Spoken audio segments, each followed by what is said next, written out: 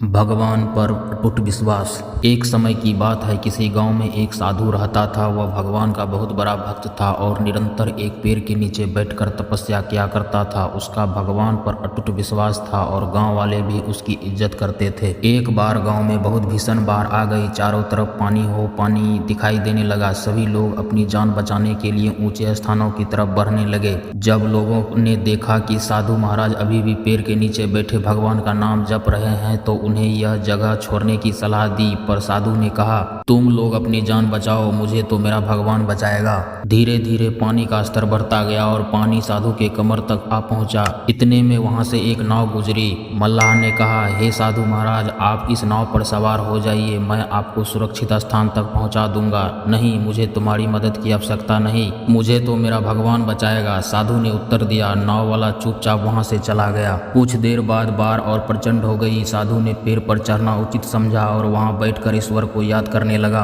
तभी अचानक उन्हें गड़गड़ाहट की आवाज सुनाई दी। एक हेलीकॉप्टर उनकी मदद के लिए आ पहुंचा। बचाव दल ने एक रस्सी लटकाई और साधु को उसे जोर से पकड़ने का आग्रह किया, पर साधु फिर बोला, मैं इसे नहीं पकड़ूंगा, मुझे तो मेरा भगवान बचाएगा। उनकी हट के आगे बचाव दल भी उन्हें लिए बगैर वहां से चला गया। कुछ ही देर में पेड़ के बाद धारा में वह बह गया और साधु की मृत्यु हो गई। मरने के बाद साधु महाराज स्वर्ग पहुंचे और भगवान से बोले, हे प्रभु, मैंने तुम्हारी लगन के साथ आराधना की, तपस्या की, पर जब मैं पानी में डूबकर मर रहा था तब तुम मुझे बचाने नहीं आए, ऐसा क्यों प्रभु?